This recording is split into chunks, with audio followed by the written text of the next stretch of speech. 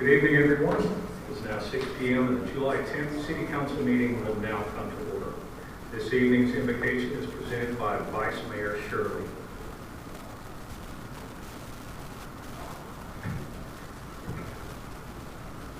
Okay, sorry I was unprepared for this, but dear Heavenly Father, we just ask you to give us guidance and direction as we lead the city through this council meeting and be with each of our council members and give them discernment and guiding us through making good decisions that are sound. And Lord, we just thank you for everything you've done in our lives and all that you do for our beautiful city. We ask that you watch over us through this process. In Jesus' name I pray. Amen. Amen. Please rise and join me in the Pledge of Allegiance. Pledge allegiance to the flag of the United States of America and to the republic for which it stands, one nation, under God, indivisible, with liberty and justice for all. Ms. Gentry, would you please call the roll? Councilmember Frank Baker. Present. Councilmember Melinda Livingstone. Here. Councilmember Leslie Notero. Here. Councilmember Lloyd Roberts. Present. Councilmember Mike Sable. Here. Vice Mayor Jody Shirley. Here. Mayor Dave Gaddis. Here. City Manager Kyle Leifler. Here. And City Attorney Thomas Trask. Here. Thank you, Patty. We'll just move right on into agenda item 1, which is approval of the agenda. Do I have a motion to approve? Motion. Motion is made by Frank Baker. Do I have a second? Second. Second made by Mike Sable. All in favor? Aye. Any opposed? All right, the agenda is approved. Now we're on to item number 2. This is where the citizens get to speak. If any citizen would like to address the council about a topic not already on tonight's agenda, please raise your hand and wait to be called on. We ask that you limit your comments to no more than 3 minutes. If any council member would like to respond to citizens' comments, please hold your responses until we reach council comments. If the city manager or city attorney would like to address citizens' comments, please hold your responses until your designated report time. Would any citizen like to address the council about a topic that is not already on tonight's agenda? Yes, ma'am.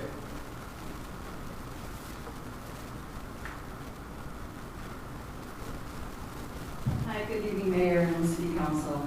Tammy Lavenda, 97 Harbor Drive. I'm here representing the Bel Air Beach Community Foundation. Just have a couple of updates. As you know, the Adopt a Park program was approved at the last meeting. Please see the details on the Foundation's website or on the city's website. The community brick walkway only needs 4 more brick orders for free shipping on the pallet. We are currently reviewing options on ways we can get the bricks shipped for free on lower quantities. The bridge cleanup through Keep Pinellas Beautiful is this Saturday at 9 a.m. We meet at the City Hall parking lot, and the Foundation provides all necessary materials. We are looking for additional volunteers to help plant sea oaks. They are delivered to City Hall in the next couple of weeks. Please contact us by email or phone to receive more details. We are only waiting for the permits, and the new kayak launch at 16th Street will be installed. The Foundation is looking for volunteers for a variety of committees. Please contact us if you're interested. Please see our website, the Bel Air Beach Community Foundation.org, for more programs and details on our foundation. We appreciate resident input, and we are doing research for our next project, one that will have positive effects on the entire city, like the before mentioned Christmas on Gulf Boulevard. Thank you. Thank you, Ms. Lavenda. Would any other citizens like to speak? All right, citizen comments are now closed. Item 3, next we have a presentation from the Dallas County Sheriff's Office, beginning with the monthly law enforcement report. All right, do you have a copy of that, sir? No, sir, I do not. Okay. I don't know who's supposed to be here tonight. All right, let's. I'd like to make a note of that. It's this is not the first time this has happened. Why don't we just move right on over then to the monthly code enforcement report? And thank you, Deputy Clapton, for being here tonight. Yes, sir. Thank you, Commissioners, Mayor, city officials, and residents. Steve Clapton for the record. As you see in front of you, the monthly report from code enforcement, you'll notice that our weed and grass and overgrowth has raised a little bit, but we are taking care of that, and our unpermitted work has dropped.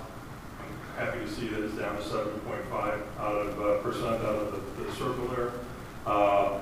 Been doing a lot of follow-up, working with a lot of the residents on the overgrowth of weeds and obstructions on the roadways. I've been in constant contact with the city manager also, and getting guidance direction to help go along with that. We still have a few problems along Gulf Boulevard that we are working with due to the Duke Energy contract trying to get the underground utilities. Other than that, that's it for my report. I'll stand for any questions. Council, do we have any questions for the deputy? No? Thank you very much. Thank you. Have a great evening. Yeah, you too. While we are discussing the police report, I do have a question for the city manager, Reba. Do you know what the current procedure is for parking and fishing? This is where I'm going. What I've noticed is that suddenly the bridges and the shoreline, anywhere where there's not homes, has become free fishing. And I have yet to see anyone patrol and do anything about it. I've actually rolled down my window and said, hey, you might want to reconsider doing that because they do patrol around here. And you can look an hour later and they're not leaving. Mr. Mayor, if I may address that, on the 4th, I was out. I did catch several people out on the bridges. They were parked and told they couldn't be there. They can't park there. One of them was up on Harrison. We had to move over to the marina. As far as fishing off the bridge, there's not really much we can do about that because it's considered open waters. But if somebody parks on the roadway, I give them the opportunity to move. If they don't, we're going to cite them and move them anyway. This one individual that was parked on Harrison went to the marina, didn't pay, ended up getting a $55 fine anyway. So, but I am monitoring any type of street parking like that for anybody who is not doing any type of work in the residential areas. Okay, and just for clarification, I don't have a problem with someone fishing off the bridge. It's the parking at the entry or exit side of the Yes, sir. bridge. And it's happening constantly. I'm wondering if you see it in your neighborhood also. We see it some on Harrison, but I know someone who got tickets for doing just that. So they were parked at more in one of the park areas, where they could park off, and they could fish off the pier, and they were parked there and they got ticketed. So I know that the sheriff is doing their job when it comes to that. But along with that, I picked up a bunch of beer cans on Harrison because I'm sure they were standing there drinking beer and fishing. And so yes, it's an issue, but. And also at Bayside Park too, I've been writing a lot of citations up there for the same thing, where they're just pulling in there, not paying, and then going out and fishing along the coast here. All right, and if we see that, is there a better number than the permanently on hold phone line that we can call?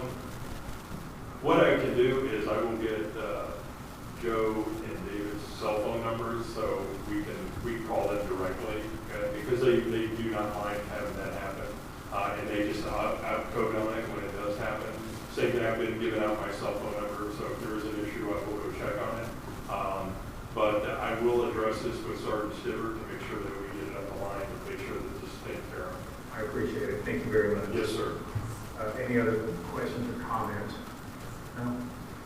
All right, let's move right on to item number 4. Is Chief Davidson here tonight to present for the Pinellas Suncoast Fire and Rescue District? No? All right, we'll just move right on to item number 5. A presentation. Before I call Mr. Davis to the podium, it's important to know why he is receiving this award. Since 2000, and possibly earlier, Rudy has served Bel Air Beach in various capacities, including serving on the steering committee that made recommendations to the council to replace our aging city hall. He served on the Citizens Advisory Committee that worked closely with Pinellas County to agree on a design for the Bel Air Causeway Bridge. He served as president of the Bel Air Beach resident group that formed a pact and brought the council-manager form of government to referendum. He served as the first mayor of Bel Air Beach in the new council-manager form of government. During that term, the council elected to move forward with the construction of our community center. He served as a member of the Board of Adjustments. He served on not one, but 2 city manager search committees. He also served as vice chair of the Planning and Zoning Board. I could keep going, but I'm pretty sure that everyone here gets my point. Now, I'd like Rudy Davis to join me at the podium.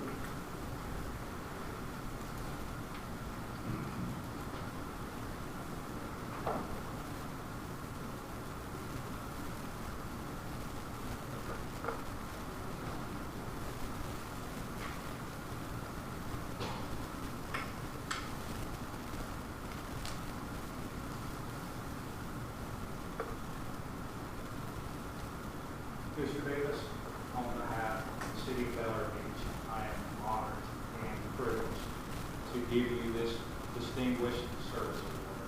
You have earned it, and we are very proud of all your accomplishments, and we are truly grateful for everything you've done for this city. Thank you very much. Thank you.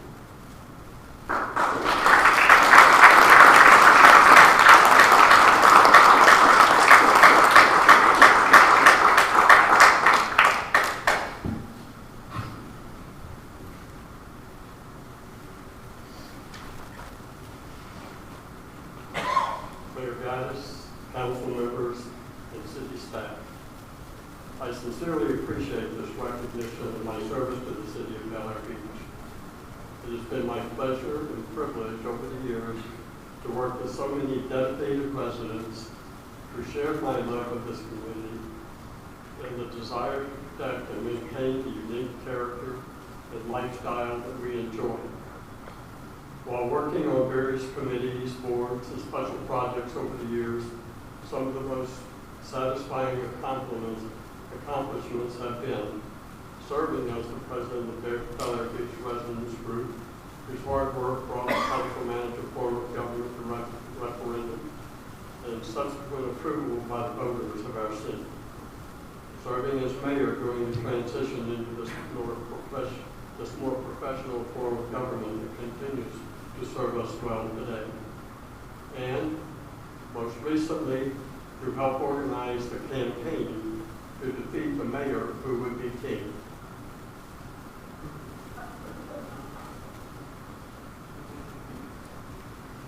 I have always felt, like the 73 years of Bel Air Beach council members before me, that service to our city was fully compensated for by the opportunity to maintain and protect what we have within this small but amazing community. And I never wanted a salary for the work. To me, if I were here for the money, I was here for the wrong reason.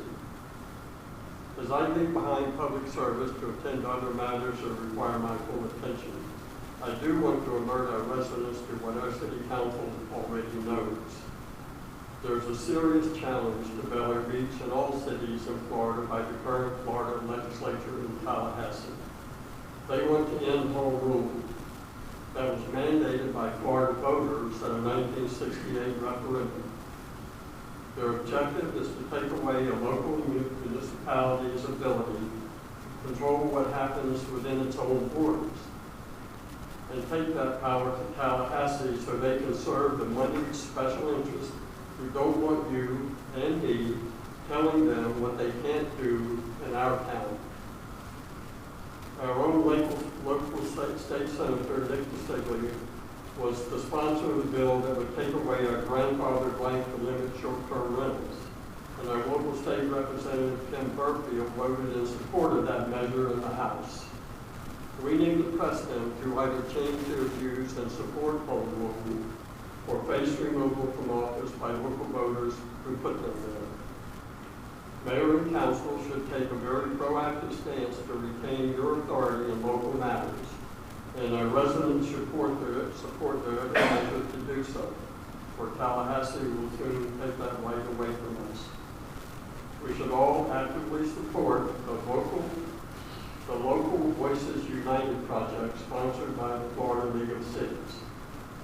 I ask council to make sure every resident is aware of the project and how it supports our right to self-determination.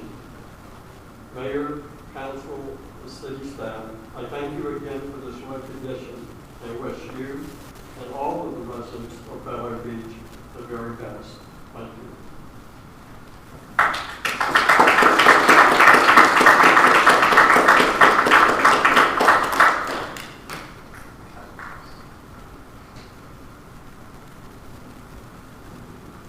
All right, we are on to item number 6, which is quarterly board reports.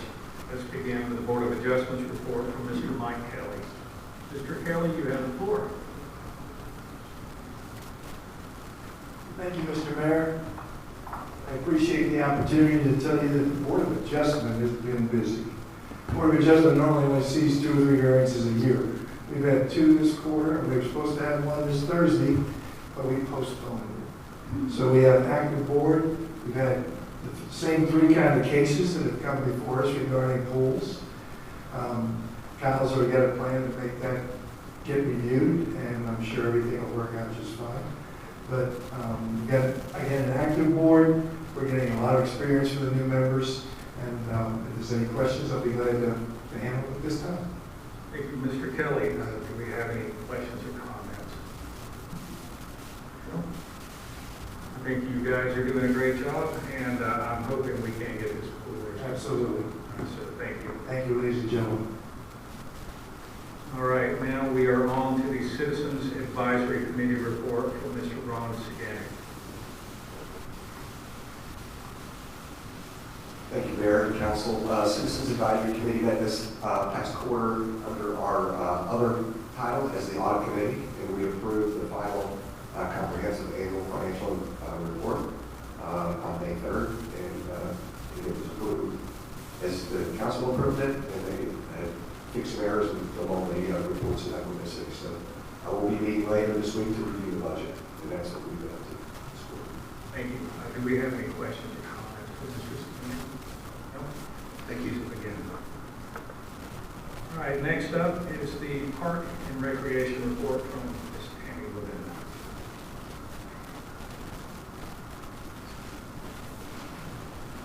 Again, just a couple things from the Park and Rec Board. Once again, I'd like to thank all of our beach cleanup volunteers over the last quarter. We are looking at new items to put Bel Air Beach logo on. I like the tablecloths, by the way. So if anybody has any suggestions, please contact anyone on the Park and Rec Board, or please call the city.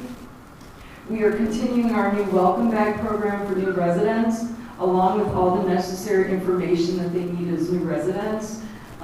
We also include some Bel Air Beach goodies and some local merchant info. If you, as a resident, own a local business and like to contribute something to the bag, please drop off at the City Hall in batches of 10. Please see city website or our e-sign for upcoming fall and spring events. Our 3rd annual Health and Wellness Fair is in January, and we would love to have more resident participation as vendors if you're in the health and wellness field.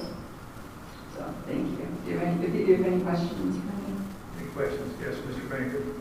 The last beach cleanup, there was a couple residents that raised the issue of raking the beach more often, and I know you were traveling at the last monthly meeting. I did bring it up. Kyle is going to look into it. It's not much beach to rake anymore, but I think we're working on it. Yeah, that's great. I know like there's a schedule that the city maintenance team has to rake the beach. Are you looking for the Park and Rec to maybe get volunteers to do that? I'll volunteer, but I don't know about the limitations or somebody getting hurt or I'll drive the tractor. No, I did contact the FDP and auto permit, and they said that we can rake it more frequently. We just have to be cognizant of the turtle season, and sometimes, during the busy season, by the time the turtles are clear on the beach, you get people out there, so you can't get it all, you get around them as best you can. But we can, I'm not sure what our goal is on how frequently we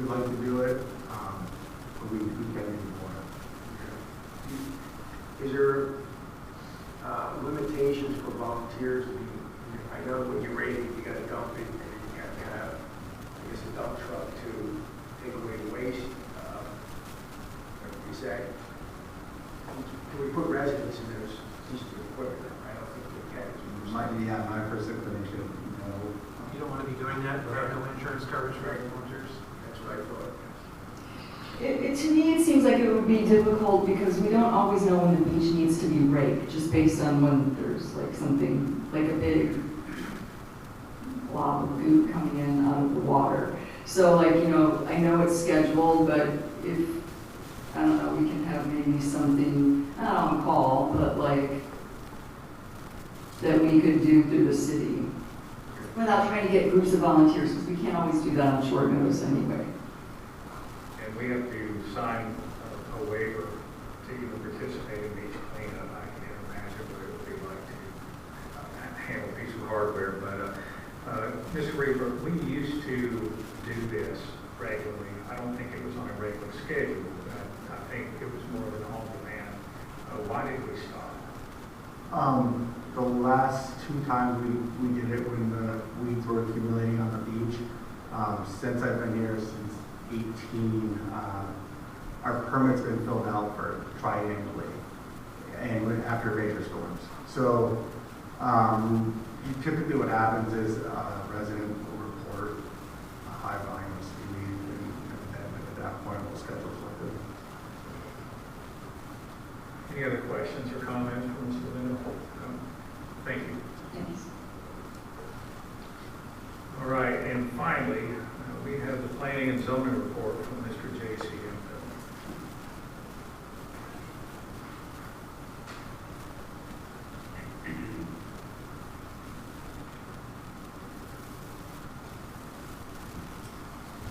Mr. Mayor, Vice Mayor, council members, 3221 Hibiscus Drive East is represented tonight. The zoning board has met several times since the first of the year. It's not a board that just sits and looks around. Sometimes we look around and wonder why we got certain things, but we got the comp plan. And just as a for instance, we spent 4 meetings on the comp plan and returned it to the council. A total of 5 hours, 2, 1, and 1. And this is times that the citizens to vote. And we presented that back to the city. And recently, we were presented an ordinance considering signs. And it's only this thick. And when you go through this, I'm wondering whether it belongs with the zoning board. Because most of it, I have 3 college degrees, but one of them is in law. And most of these presentations are legalese. And we're not attorneys. And I would like to ask the council to reconsider putting this towards the board for our consideration. Because when it was first reviewed by us, there were a ton of questions. Some I knew the answers to, but the neophytes on the board did not understand a lot of the verbiage. So I don't believe that belongs with our board. It was referred back to the attorneys, and we proceed from there. I'd like to thank Patty for helping us out quite a bit, and the city manager's always there, and Randy. And we're a silent board, but we do get our job done. And we know that the city, and all you people do a good job too. And the people behind me that show up, they do a good job. And I lost some members. They didn't die, but they might as well. Rudy ran away from me this year. And that left a big hole on the right side of me. We have been on boards together for the last 28 years. And then another person resigned, we got new ones, they are not familiar.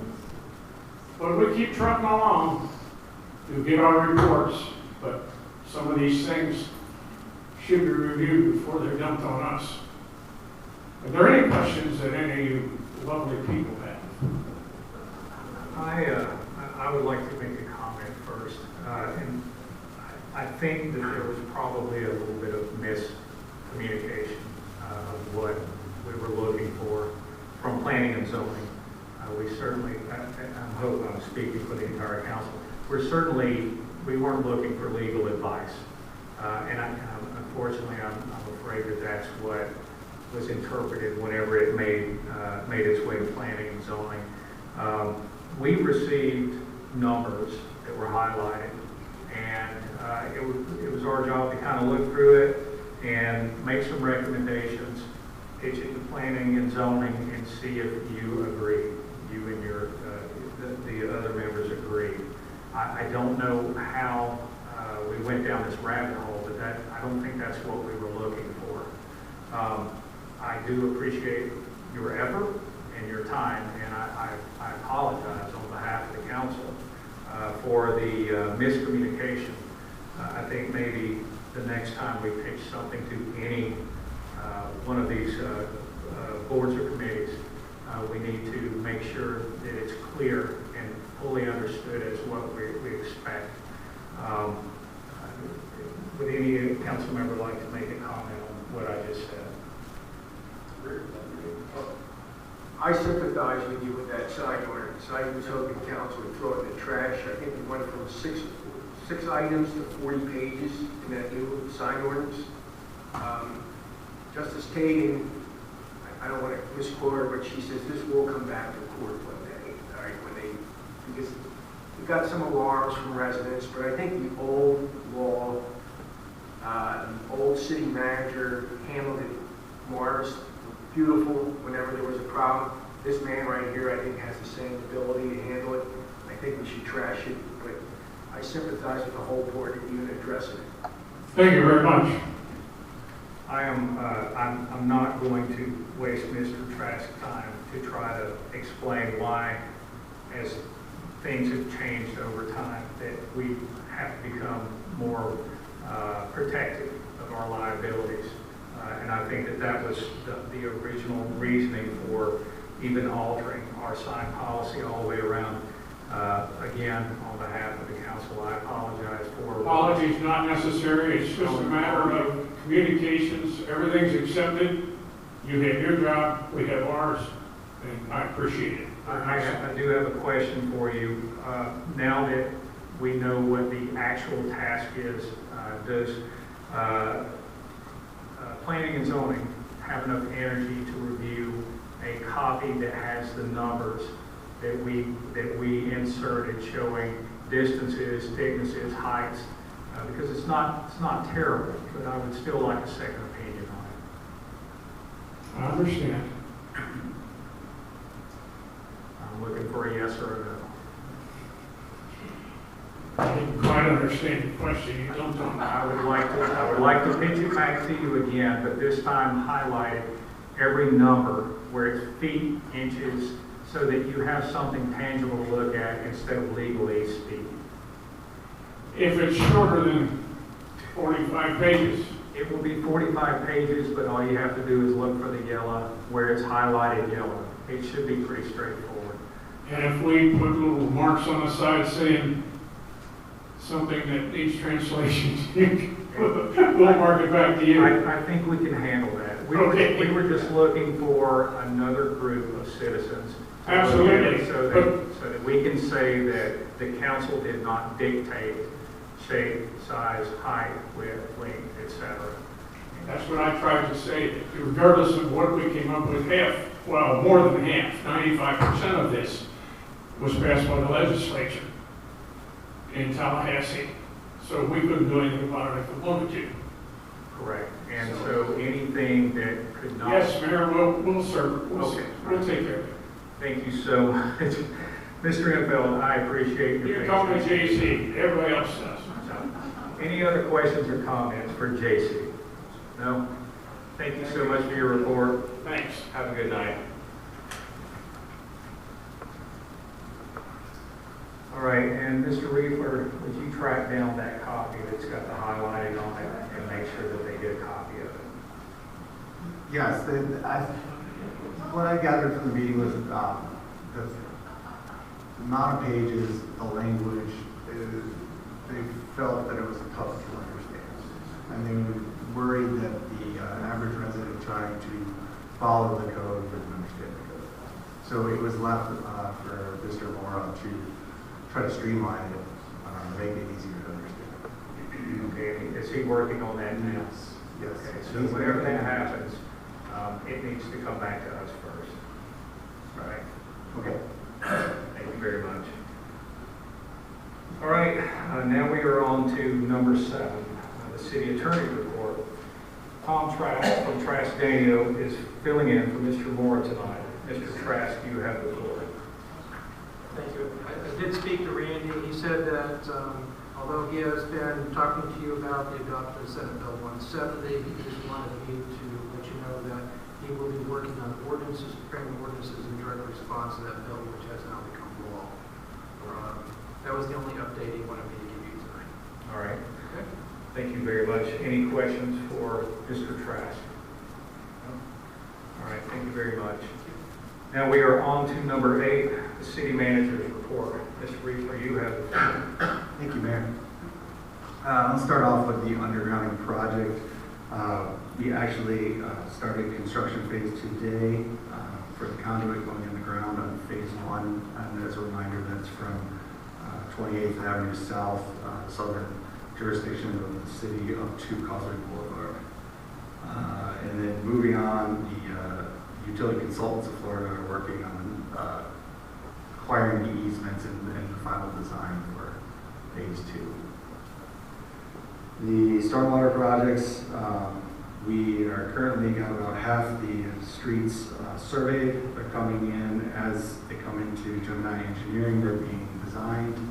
And Georgia Shimp and Associates is planning on, they're finishing up the survey, so in a matter of, I imagine, 2 to 3 weeks, we'll have all the surveys in.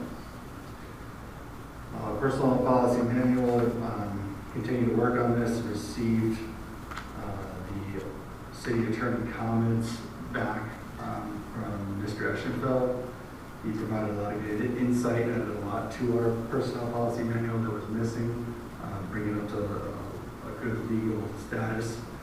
And we did a little history looking into some of the ordinances that were referenced in the previous documents. And it's been, in the past with personnel policy, that the city has passed it by ordinance. So in order to make our revision legal, we need to pass an ordinance, which I have Mr. Moore drafting at this point. Hopefully in August we'll do our first reading. And what that'll do is it'll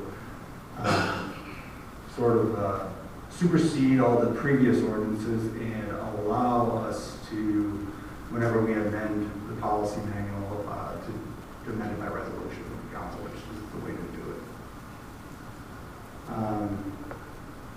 I would like to bring up that in our budget workshop, we discussed future savings for a city patrol boat for code enforcement from the water. Something that's come up this past week where some of our waterway markers were already experiencing issues within Clearwater Harbor. Another use that would come in handy to us. I just wanted to bring that up to the council. Good news, this week the ongoing code enforcement issue with a tree. I have scheduled to meet with an arborist. I have permission from the property owner to go on the private property, and we're going to do the most thorough analysis of that tree we can and make a decision from there. And then I'd like to come back up to the top project, which is our 2023-24 budget. We have our next budget workshop coming up on July 17th. After that, we will adopt the tentative millage rate tonight, in our last budget workshop, we said that tonight we would make a decision on the waste collection services, on whether we would like to renegotiate with Waste Management and roll our current contract that is expiring the end of September, or if we're going to advertise an RFP for those services. Over the weekend, I provided you with some documents of some information that was gathered in the past week and a half or so. First document kind of laid out the price increases, the rate increases that we've experienced in our current contract.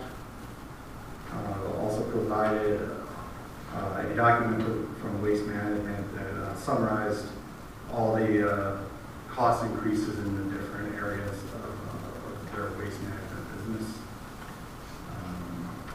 There was a document on the recent Florida municipal bid results across the state of Florida from 2019 to this current year, showing the different contracts that went out to RFP and were awarded, who they were awarded to, what the percentage of increase was per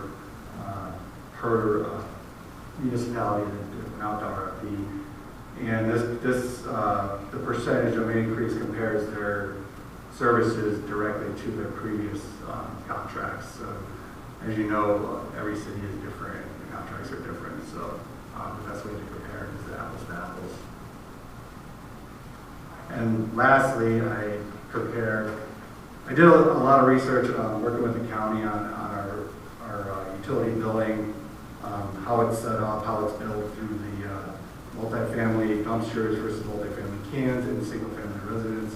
I tried to lay out where we're currently at, our bi-monthly billing that is in the utility bill with all the other county utilities, and how that covers our revenue from that, and how that covers our current contract, and then what we were looking at as far as a rate increase for a future contract if the proposed, or the estimated, I should say, increase of 25%. That's all I have. I just wanted to leave it at that decision marker. All right. Council, do you have any questions for the city manager? Yes, Mr. Roberts. So, excuse me, so Kyle, so with regards to the waste management contract situation, if the city wants to go out to and use a request for proposal, do you need a decision on that tonight? Is that what I'm hearing? It would be preferable. The last time we did an RFP was advertised on June 22nd of the contract year expiring, and they received the bids on July 24th. So we're a little bit behind that schedule. I was told by Mr. Moore that our RFP schedule is aggressive per what he experiences in other cities, but I do think it's doable. We've done it in the past. So I propose that if we do RFP, we can advertise by July 26th and receive the bids on August 29th, leaving enough time to bring it to the September regular meeting. Okay. So, is that something we need to vote on? I make a motion that we put an RFP out. You don't have to, all we're doing is looking for the bids. And we have to leave waste management, and it would be time. Before we do that, I just have one question. What was your thoughts on the data that you sent? After you looked at all of the data, how did you feel about the price increase? When I compared it to the other municipalities, cities, counties that went out to RFP, the data shows that the awarded contracts are coming back higher than the proposed estimated renegotiated rate with Waste Management. My biggest concern is that we go out to RFP and we decide that we want to circle back to Waste Management, but at that point we're actually paying more for the same services. Fair enough. What I'd like to hear out of your mouth, what your recommendation is to do tonight. My recommendation, based on the numbers, figures, speaking with other municipalities, and also speaking with municipalities who aren't satisfied with their service after they changed, would be to stick with Waste Management. through looking at the history of the services to our residents. We've been with them for a long time, and I know there's a very positive relationship with our residents. I rarely hear any problem. If there is a problem, Waste Management responds immediately and addresses the problem. So in my my time as manager and even in my previous position, I've been very satisfied with Waste Management. Mr. Baker, after hearing his comments about this, are you still in the mood to make a motion for an RFP? Well, I don't think an RFP is going to hurt us by putting it out for a bid. So if council doesn't want to, council wants to stick with the higher rate. We didn't come back with any removal of those couple holidays. Did they ever come back with it? They did. It was going to make minimal difference to remove the holidays and look out for the 1 time per week. I just would like to make a point that in my meetings with Waste Management, if they renegotiate, they estimate 25% increase. What they're saying is if we go out to RFP, they're based on the numbers, they believe we're going to come back higher even with our lowest bidder.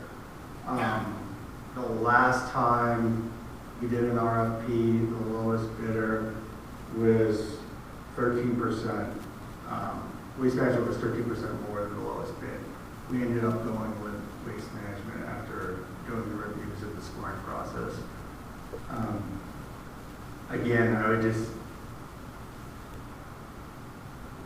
looking at all the information, I feel based on the time we've had Waste Management and my experience with them and hearing the feedback from the residents, I don't believe that the numbers are going to come back. I know that Waste Management is saying that they're going to be higher when they come in to bid than what they're going to renegotiate at. And like I said, I have dealt with other cities that have changed their services and they weren't happy with the, so the lowest bidder isn't always the answer. So that's why I recommend that. All right, so it sounds like we are down to the wire on making a decision, but I don't believe we can vote on this because it wasn't on the agenda for tonight. Am I correct? You can vote on this tonight. Can't even though it's not vote. part of We the can't vote. vote. Yes.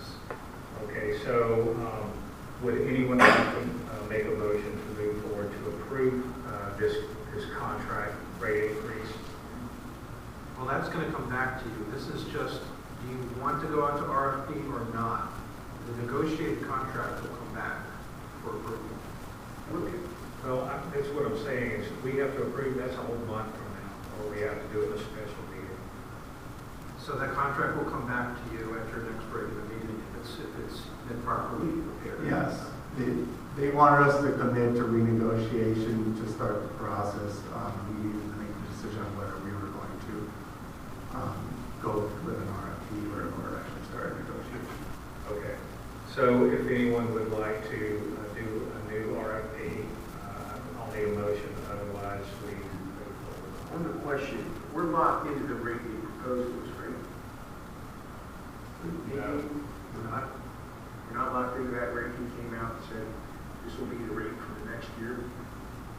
So the projected rate is we're looking at a 25% increase. Now they're going to draw up a contract that's going to lay probably very similar to what we have now. I think what Mr. Riegler is saying, and correct me if I'm wrong, is that if this goes out in RFP, they have to get in on it also, and we may not necessarily get the same rate back. That is precisely what they're telling me. Council, comments? Is this something that we would need or ask for comments from the citizens? Well, we're not voting on anything, we're just asking That's questions. comments, okay, yeah. Yes. So I appreciate very much the position that Kyle's in. Here's what I have difficulty with. First of all, when the current vendor made the comment that we're willing to negotiate a certain percentage increase, which we think is very good, that they're saying.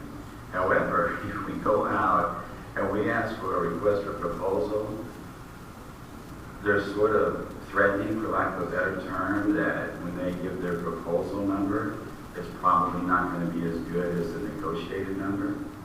That sounds very odd to me, first of all. Secondly, when we're dealing with taxpayers' dollars and we don't know, we have no clue what the other competitors may be bidding through their proposal.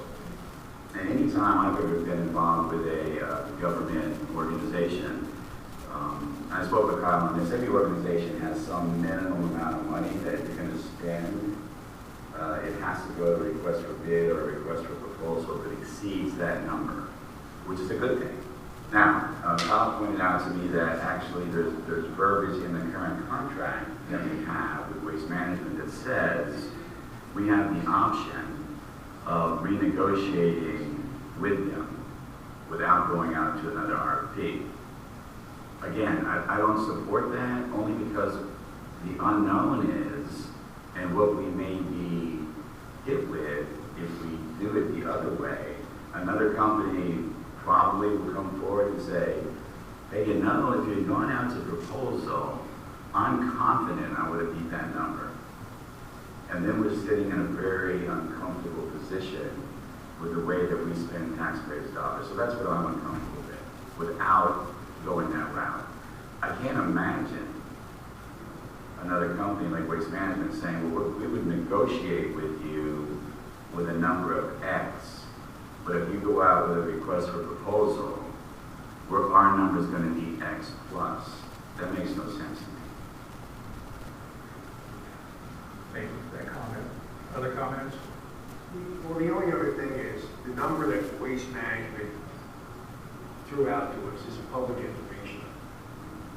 And dealing with contractors all my life, anyone that's going to bid this job is going to look at that number and say, I can beat it, or I'm not going to put it in. I'm not saying Waste Management isn't going to come back and say, we're going to up the rate or whatever. You never know. I mean, trash is a dirty business. I mean, literally. But I have no problem with Waste Management. They do an excellent job. I just think they're a little bit high on the cost. I mean, they haven't. Last year, if you remember, they came back and said, well, fuel's up to $5 a gallon, and this is up, and labor's up. Their labor costs have bottomed out this past year. Fuel's down $4.50 a gallon from diesel fuel from $6, and where do we get 25% increase? So that's the problems I'm having. Well, I guess what we need to find out if we have a consensus on this at all. What I would just like to hear is from each council member what they think, which is one they prefer, to move forward with the proposed contract or to do an RFP and start over on this Livingstone. I really appreciate Kyle's vision on this and where you're leading us to go, and I appreciate everything that you do, and I have no doubt that your decision or the way that what you've recommended, you believe wholeheartedly that we should do. However, Frank and Lloyd have a very good, no business goes without getting a request for proposal. And I love Waste Management. I love what they've done for the citizens. They're great. They've been over backwards for us. But I think doing our due diligence for the citizens and seeing where we get our price point together.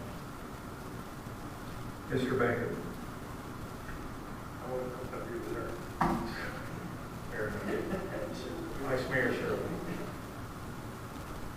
I think we should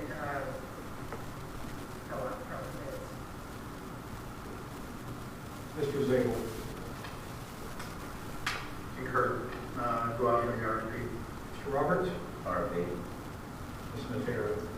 I agree with Community Director, we should go ahead with the Waste Management contract. On this case, I am in the minority. I agree with Mr. Riefler also. But the council is pretty much said their feelings, and I think we need a motion to go to an RFP.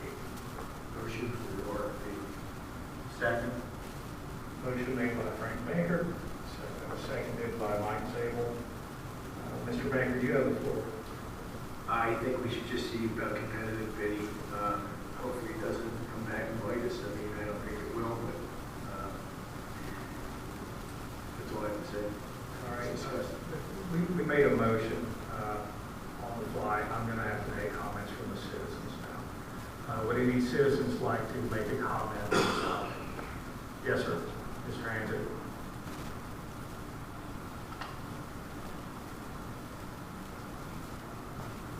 John Hanson, 22nd Street. I was here for that workshop.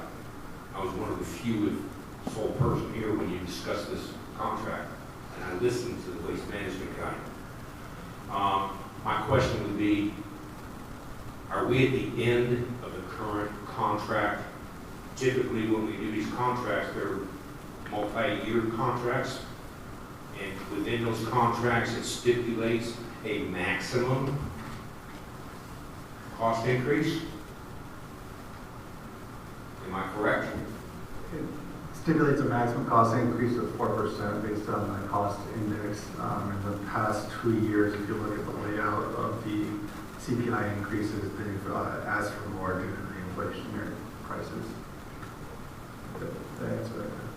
Right, and just so that you also know, the original agreement that was prepared specifically was for a set term until September 30th, 2023.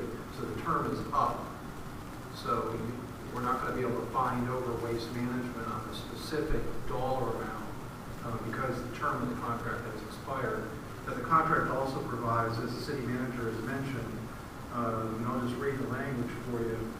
The city may indicate the desire to renew the agreement for an additional term. The term is 60 months. Upon giving the contractor 30 days prior written notice of the intent to renew, renewals shall be by mutual agreement. In such event, this agreement may be renewed under the same terms and conditions, including the payment adjustments as set forth in Section 9. Section 9 shows the dollar amounts, and then all the subparagraphs saying these are the reasons why we can increase it, like the CPI, the gas, those types of things. Okay, I wasn't completely clear on whether we were at the end of the current contract or not, so, okay. The other thing is, as I recall from the budget workshop on this topic, the consensus then was you were going to lean towards leaving that door open, but consider seriously RFPs. So I think you're going in the right direction. Take a chance, but I can't see what this gentleman was trying to justify 25%. That's way beyond what I think is reasonable. That's my opinion. Thank you, Mr. Hansick. Would any other citizens like to comment on this topic? All right, back to the council. So this is the motion to do an RFP for waste services. I guess we can just do it all in favor. All in favor? Aye. Any opposed? Opposed? All right. So we have one opposed. I went the other way to be with the group, and the opposer was Leslie Matero. Anything else, Mr. Ripley? That is all. I'll get on it. Okay, I did have one more question for you, which was the boat. How much money are you proposing to spend for a boat? Right now, I found a government contract for a patrol boat. It has a lot of options on it. It's for shallow water, and it's good until 2028, I believe it was. So it bought us some time on the purchase, but I budgeted $100,000. I know that's high. I know we can negotiate if we decide on the exact model that we want, and then go out to RFP, probably get it lower with less options. One thing I do not want to do is get a used boat. I think that we need something that's new and in good condition. And $100,000 today is not much boat. Let me ask you this: if you got your boat, would it keep you from jumping in the water again? That was only because I wasn't going to. I can't say that 100%. All right. Any Any other questions or comments from Mr. Wrigley? Yes, Mr. Roberts. Yeah, Kyle, back to the stormwater improvement projects, which is wonderful that we're moving forward with all of the balance of the streets. My question to you is, I know we discussed once before, you had actually offered that the engineering firm at some point would come forward either via a workshop, which is probably more applicable, or a council meeting. What were you kind of visualizing how that was going to work? Were they going to be more on the front end or after they had completed the design? What do you think would work best? I was envisioning, and what we kind of have laid out in our schedule is once they get to about 90% design, and then look at all different options and coming and addressing the council, and that's still on the table. Perfect. That's perfect. Thank you. Any other questions or comments for the city manager? Nope. All right. So now we are on to item number 9. This is the city clerk report. Ms. Gentry, you have the floor. No report this month, Mayor. A report. Any questions or comments? Any questions or comments for the city clerk? No? All right. Thank you, Ms. Gentry. All right. Now we are on to the consent agenda. Items 10 through 14. This is for approval of the April 17th, 2023 City Council Work Session Minutes, approval of the May 22nd, 2023 City Council Work Session Minutes, approval of the June 5th, 2023 City Council Meeting Minutes, approval of the June 19th, 2023 Budget Workshop Minutes, and approval of the June 21st, 2023 City Council Work Session Minutes. Do I have a motion to approve? Motion to approve as the consent agenda as proposed. Motion made by Frank Banker. Do I have a second? Second made by Leslie Natera. All in favor? Aye. Any opposed? Patty, thank you so much for catching up. Thank you. The consent agenda passes. All right, we are now on to the regular agenda. Item 15. This is for consideration of appointments to the Park and Recreation Board. One position is for a full 2-year term. The other is to fill a term that ends in September of 2023. We have 2 candidates tonight who have expressed interest in filling these positions. The first is Susan Conti, correct me if I pronounced that wrong, and the second is Michael Leeks. Is Ms. Conti here, and if so, would you like to introduce yourself to the council? And yes, that's correct. Thank you for having me. My name is Susan Conti. My husband Angelo and I recently moved into the Bel Air area. We purchased a property and we'll be building a home, so we're very excited about that. And thank you for the welcome bag, because it was great. It was nice to receive that. We moved to Florida about 3.5 years ago. We're full-time residents. We have 5 adult children. We have 7 grandkids. I own my own business. I'm an executive coach. The business is called Designing Leaders. I work individually with leaders to help them with their executive presence. Prior to that, I spent 35 years as an executive in 9 different industries, so I've got a lot of experience. I'm excited to be here tonight, primarily to just get myself introduced to my neighbors, but also to offer up the opportunity to work and serve our community. So, thank you. Thank you, Ms. Conti. I'm gonna get you to hang out here for just a second, all right? Let's see here. Would anyone on the council like to ask Ms. Conti a question? Yes, Ms. Natera. On your application, you said I've been a resident of the city of Bel Air Beach for 1 month. Yes. So we lived in Sand Key, and we sold our condo and recently bought a property. And we bought a property, and we're also leasing a property so we can be near where the build will take place. So it is recent. Other questions? Okay, I have one, which I'm a little confused about.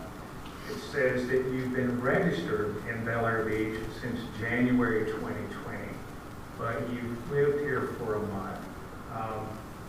Can you explain that?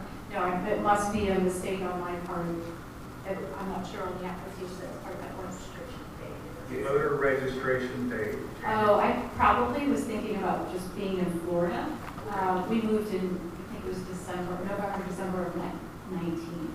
So that's probably what I was thinking was in general. Okay. I don't have any other questions. Anyone else on the council? All right, thank you again, Ms. Conti. Very nice to meet you. All right, is Mr. Leeks here? And if so, would you like to introduce yourself to the council? Good evening.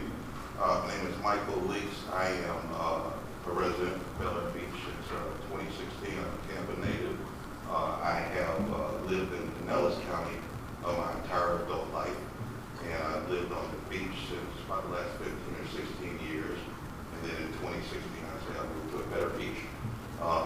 I am a electrical engineer by training. I am a general contractor and developer since 1992 in the state of Florida, as well as Georgia, North Carolina, South Carolina, and Tennessee. I am, again, I've been a resident here since 2016, and I have always had civic, social, volunteer organization experience, and now I'm a retired executive with Duke Energy, and I have more capacity. I want to use that capacity to serve my home community. Thank you, Mr. Leeks. I'm going to ask you to hang out for a couple of minutes also. Do we have any questions or comments for Mr. Leeks? How long did you say you lived here? Since Bel Air Beach, 2016, to Florida, my entire life. And I did look personal. I have three adult children, 36, 31, and 27, and I have 4 grandchildren. I have a question. Since this is a park and recreation spot, would you consider this to be a gateway to another position somewhere else in the future? Yeah, I think on my application I put I can serve in any capacity. Thank you very much. Any other questions or comments for Mr. Leeks? No? So how long were you with Duke? 28 years. Almost. Anyone else? Going once? Twice? Thank you, Mr. Leeks. Very nice to meet you. All right, before I ask for a motion to appoint, would any citizen like to speak on this matter? No, citizen comments are now closed. Now I'm going to need a motion to appoint to continue. Motion to appoint. Yeah, I have a quick question. How did the two positions differ? Patty, I guess we go to Patty. I mean, I understand that one is for a full term. I can explain this. Okay. They're exactly the same. It's just that one is a full term and the other is to fill the gap from an exiting member. Okay.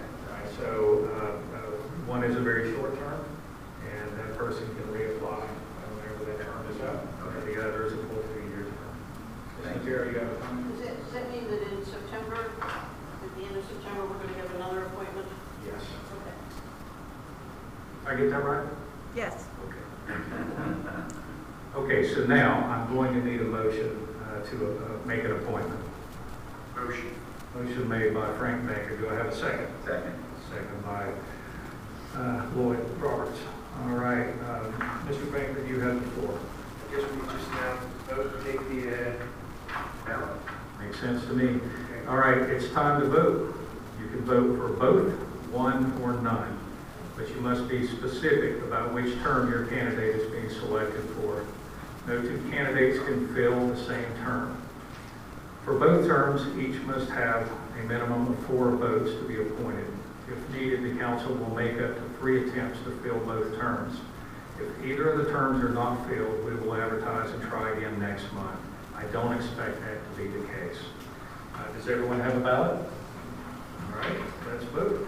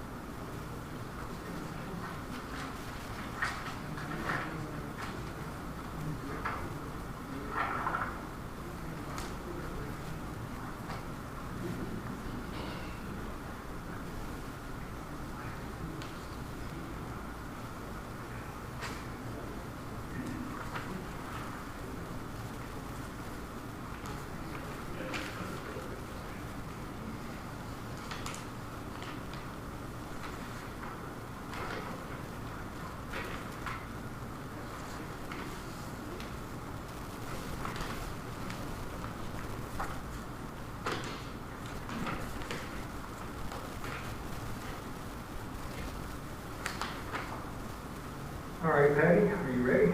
Yes. All right. Councilmember Banker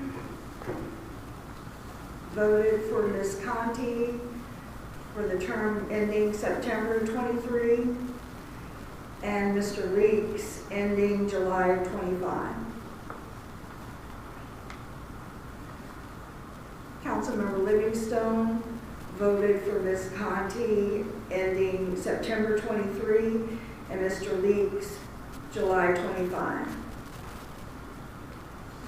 Councilmember Notero, Ms. Conti, September 23, Mr. Leeks, July 25. Councilmember Roberts, Ms. Conti, September 23, Mr. Leeks, July 25. Councilmember Zabel, Ms. Conti, September 23, Mr. Leeks, July 25. Vice Mayor Shirley, Ms. Conti, September 23, Mr. Leeks, July 25.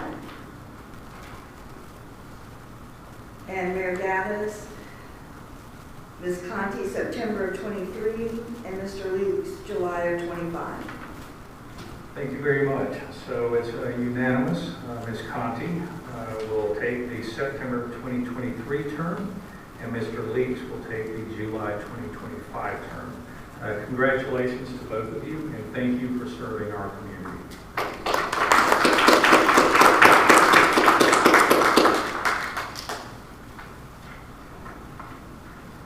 All right, we are on to item 16. This is consideration of resolution 2023-04. Mr. Trask, are you prepared to read the summary? So this is resolution 2023-04, a resolution of the City Council of Bel Air Beach, Florida, approving the fiscal year 2023-2024 non-ad valorem assessment roll for the Bellevue Estates Island Assessment Area, directing certification of the assessment rolls of Pinellas County Tax Collector and providing for an effective date. That was the reading of your resolution 2023-04 by title only. Thank you very much, Mr. Trask. Mr. Riefler, I'm assuming that you put this on the agenda and had it generated. Is that correct? That's correct. All right. Would you like to explain the need for this resolution? So with the assessment, this is a requirement that we do every year. We recertify it, and we do it typically in July every year. For what? What do we have, 15 more years? That sounds correct. I would say 15, and basically what happens is associated with Prague, it goes through the 3 different loans, make sure that everyone who paid off is removed, and then checks the interest rates, and recertify it. We submit it to the property appraiser to get billed. All right, thank you. Before we move forward, would any citizen like to comment on this proposed resolution? No citizen comments? All right, council, I'm going to need a motion to approve this resolution. Motion made by Leslie Notero. Do I have a second? Second. Seconded by Jody Shirley. Ms. Notero, you have the floor. Nothing to add other than the resolutions and the house. Thank you. Any other comments on this resolution? Nope.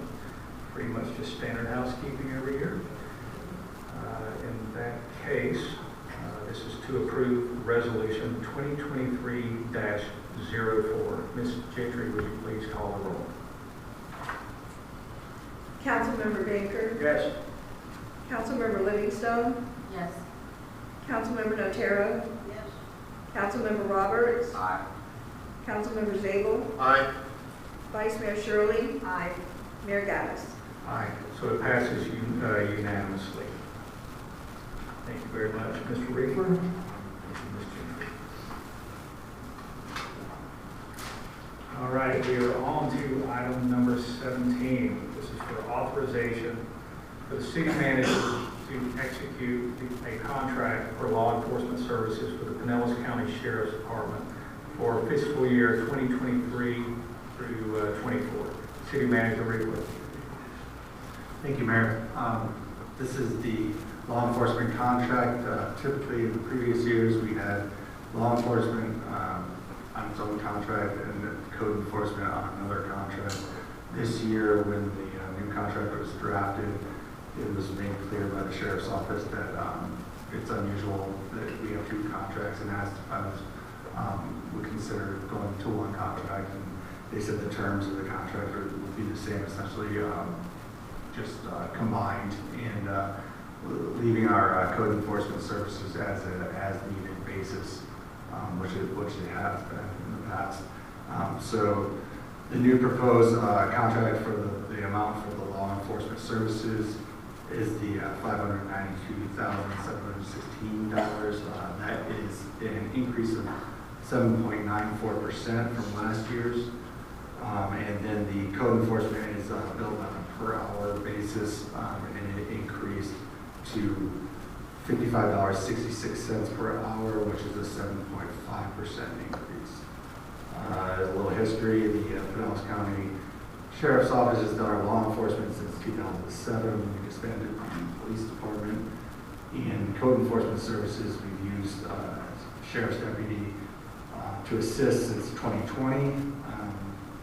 From the beginning of code enforcement being done by Pinellas County, we use them at a 20-hour per week rate. Last year, we decided during our budget meetings that we would drop it down to 15 hours per week and see how it went. It's going well, in my opinion, and I propose that this current budget year, starting October 1, we utilize 12 hours of code enforcement per week, supplementing with in-house staff. And this contract has been reviewed by the city attorney, and it's provided. Thank you, Mr. Riegler.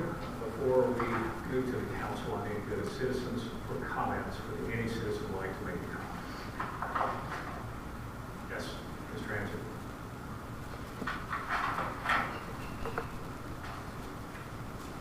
John Hanson, 22nd Street. It's interesting. The annual increases year over year get higher and higher. This is close to 3% more than this current fiscal year, I believe. So I don't know what's going on. Inflation's down. Thank you, Mr. Hanson. Any other citizen like to comment? All right, citizen comments are closed, and now we're back to the council. Before we continue, I'm going to need a motion for authorization for execution of this contract. So moved. Motion made by Vice Mayor Shirley. Do I have a second? Second. Second by Lloyd Roberts. Vice Mayor Shirley, you have the floor. Nothing more to add. We've got the contract in front of us, and I think we've all had an opportunity to review it. Advice and the attorney, and if we take a look. Other questions or comments? Mr. Baker? Page 4 of this contract, could you refresh the council's memory and the citizens? Bel Air Shores shares our deputy.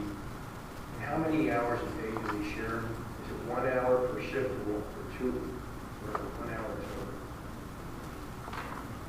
I don't have those numbers in front of me. I know it's been reviewed at least in the past 2 years. I can find that out, but I forgot what was determined.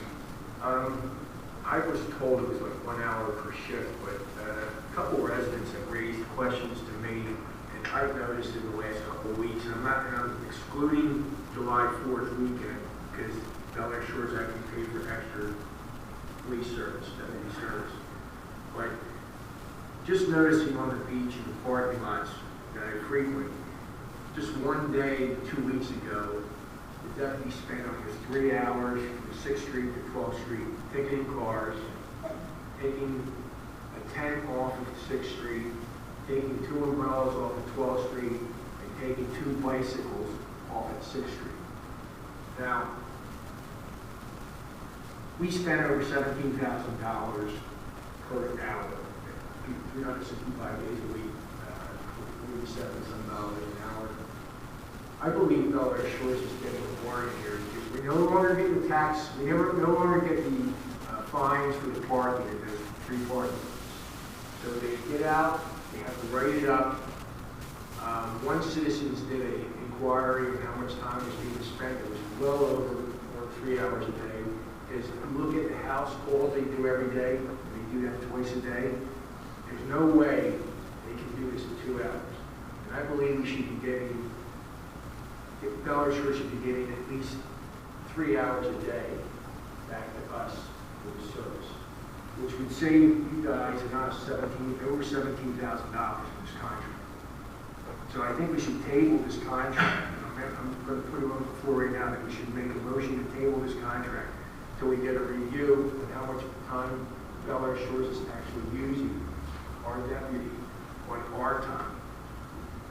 We have a motion to table on the floor right now. Would anyone like to second that motion?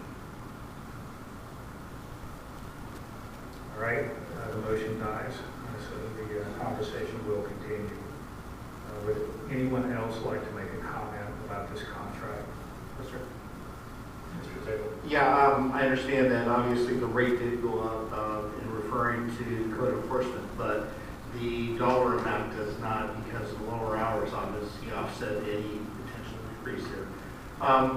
What I'm going at, I mean, I understand the concerns about Bel Air Shores, but at this point, I believe the best method is actually you approve the contract, and now that we have the contract, then we go forward to approach Bel Air Shores with reducing the potential hours in, because this contract is between us and the county, not us and Bel Air Shores. So I'm recommending that we go forward and, with this contract. Thank you, Mr. Zabel. Other comments? So the legal question, can we sign this contract and then go back and charge Bel Air Shores if we find out they're using that more than they're paying for?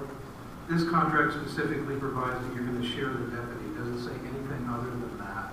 So once you sign this contract, this will be a complete and full force. As for any contributions made or set off by Bel Air Shore, that would be an agreement between this city and Bel Air Shore. It would have nothing to do with the sheriff. And my question is, it's an open-ended contract when it comes to time that we're sharing this deputy. It is open-ended to the extent that he uses the word share and doesn't have any specifics. That's my problem. That we're getting, our citizens are getting ticketed. Our citizens are telling them they need to remove this and they have to remove that. And our deputy, we're paying our deputy to do that. So I can't vote on the contract until we get some specifics of this. I'm not sure whether or not this has changed from last year, whether this was the same language as last year. I don't know.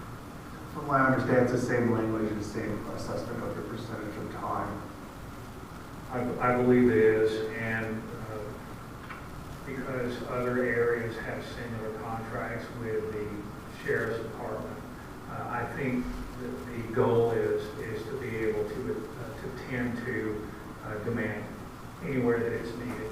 And other than the sheriff not being here tonight, or the sheriff's department not being here tonight, which I'm very disappointed about, considering we're debating over their contract, I have no complaints with the service that we've received. I think that we could step up directives such as the on-street parking, things like that. And I would also be interested in knowing if part of that contract includes them being here, because this is, I believe, is the second or third time that we've had a meeting, a public meeting, and did not have any coverage. So I do have a problem with that, and it needs to be resolved. I don't think that it will, it definitely won't prevent me from voting for this contract. However, I want this addressed going forward. And I think no matter what, we should always have someone on site to make sure that the community and the council and the staff are all safe. Any other questions or comments? Let's take it to a vote. All right, this is for authorization of the city manager to execute a contract for law enforcement services with the Pinellas County Sheriff for fiscal year 2023-2024. Patty? Councilmember Baker? No. Councilmember Livingstone? Yes. Councilmember Otero? Yes. Councilmember Roberts? Aye. Councilmember Zabel? Aye. Vice Mayor Shirley. Aye. Mayor Gaddis. Aye, so it passes 6-1. Mr. Reaper, you are authorized to proceed. Thank you, Mayor.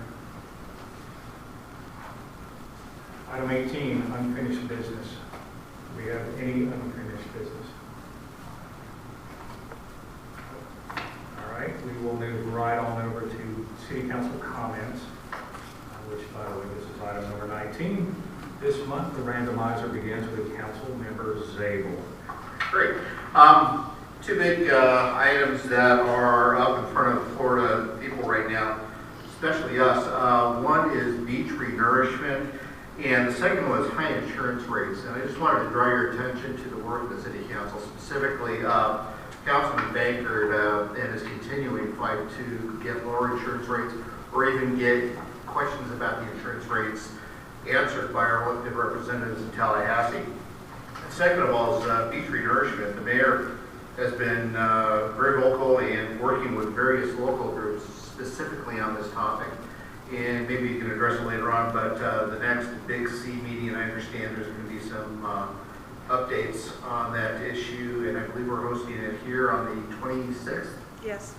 Okay, so that's, we usually supply free food, coffee, and it's really good to understand what's going on with the rest of the beach communities. That's all I have. Thank you. Thank you, Mr. Zabel. All right, now we are on to Councilmember Notaro. I have no further comments. All right, we'll move right on over to Councilmember Bankert. Today I sat down with Representative Ken Fairfield, our state rep, about wind insurance and the changes they made last December. She was unaware of a couple of things in the statute, and I'm talking about in the statute now, which requires each individual, if they want to carry wind insurance, it now has to match the flood insurance. And she pointed out to me that she's looking into secondary homes compared to primary homes and maybe adjusting the rates there to make it more equal. But one of the things I addressed to her was about insurance fraud. And what the state has done now is they put themselves in a $750 billion liability when it comes to cost, because they're escalating all these policies to be maxed now. So you have to max at $250, $75,000 for the contents, then your flood has to max at that. And to rebuild some of these homes are well under $400,000. So the first thing people do is get an insurance adjuster to come out, and they just rate everybody.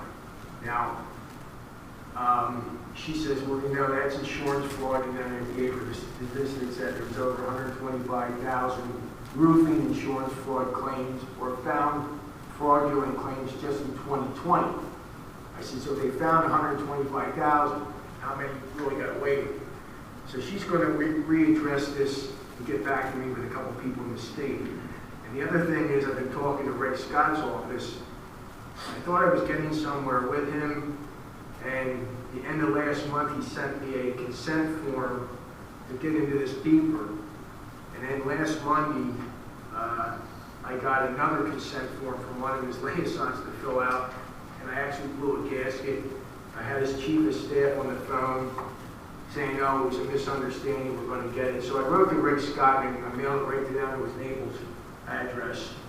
And I did get a call today from FEMA. We're going to have a sit down, hopefully within a week or two, about the percentages deductions noted in 2.0 per flood elevation that everyone is supposed to be getting here. But if you look at your elevation certificate without your, if you look at your premiums without your elevation certificates, it's probably the same with your elevation certificates. And for each foot or each 6 inches, you're supposed to receive a discount. Plus, the city's supposed to get a 20% discount for the things we did to modify 2.0. And nobody from the NFIP, FEMA, can show us where that discount is. So that's all I have to say. Thank you, Mr. Baker. All right, Mr. Roberts, you're up. Thank you. I just want to compliment both Mike and Frank. At our last workshop that we had, a topic came up that Mike had been working on for a while regarding the sandbag challenges that we have back over here off of 9th Street. And the cool part about it was, so Mike made his presentation as to why he thought the best idea, and how many people saw this, was to move the sandbagging operation to the marina, which was an idea. And then Frank brought up reasons as to why that probably wasn't the most effective process for our city or our citizens. That's when it really happened, and this should happen, I think, each and every time we have discussions about what we think is best for our city. Because through a discussion by all 7 adults that are up here, a whole different approach came to be, which was really the best solution and fixed the problem. The problem was traffic flow coming in and out.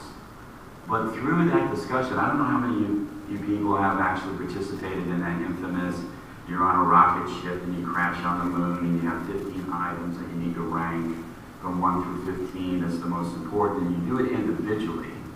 And then you get together in a group, and I've done it many, many times with departments that I've worked with, and each and every time, the group solution is superior to every single individual ranking in the 10 to 15 member group that's been put together. And that's what actually happened with this scenario about the sandbagging operation. Because Mike then heard different input and he put together a solution that removed the traffic flow problem, which there's a little space behind us over here that's going to allow the traffic, if everybody agrees to it, to come down 9th Street and then exit all in one motion and get back out onto Gulf Boulevard, which was really the problem. So it was just kind of cool. I just want to thank everybody on this council to work that through, and it came out really nice. Thank you. Councilmember Livingstone. I just wanted to thank Ms. Condi and Mr. Leaks for volunteering. We appreciate it. Vice Mayor Shirley. Nothing further from me. Are you sure? All right. Okay, this month I have little to report concerning beach nourishment. At the Big C, beach nourishment dominated the meeting. However, the county is still holding out in hopes that the Army Corps will have a change of heart. I get the feeling that the county is afraid that if they fully fund it once, they will be expected to fund it every time. In the meantime, the majority of the millions collected from the bed tax continues to be spent on advertising to bring more and more people to our beaches. Perhaps I'm missing something, but if there's no beach when they get here, then what happens? I would encourage everyone here to contact your county commissioners, not just one, not just the one that represents us, but every single one of them, and demand that the county create a plan and fully fund beach nourishment for Sam Key Island. As mentioned once before, Council, we have an upcoming budget workshop and tentative millage rate meeting on the 17th. And finally, I have heard rumblings that at least 4 members on this council are either ineligible or have decided not to run again. Apparently, having to submit full financial disclosures is already having an impact, which I suspect was the whole purpose of enacting it. So the question is, do we really need 7 council members, or should we reduce to 5? Next, should we increase our terms to 4 years and align them with the general and midterm elections? Aside from cost savings, overall turnout should increase dramatically. Finally, should we increase term limits to 3? Currently, we are limited to 6 years or 2 terms. I have seen firsthand that this limit prevents our city from gaining any traction in the county. Our needs and our opinions have little weight in Pinellas County due to the lack of time to build these relationships. My question to each of you is, are you willing to consider restructuring the city council and our election cycle? I ask this because it's very, very important to me that our city do its very best. And it looks like the path that we're going right now, we're not going to have either the amount or the quality of candidates we've had in the past. So I just want to take a informal survey right quick. Ms. Natera, would you be interested in having that conversation? Mr. Zabel? Yes. Ms. Livingstone? Mr. Roberts? When you say the conversation about making the changes? About the changes. Yes. Mr. Banger? No. Vice Mayor Shirley? Yes. All right. So I have a 4-2, and then I would make 5. So I will be reaching out to Patty to see if we can schedule a work session to discuss this. Whether we make changes or not, I believe it would be irresponsible of us not to have this conversation. As always, I'd like to thank everyone who came out tonight, as well as those who watched remotely. Do I have a motion to adjourn? Motion made by Frank Baker. He's always first in the starting line, right? Who's doing a second for me? Leslie. All in favor? Aye. Any opposed? All right. Good night, everyone.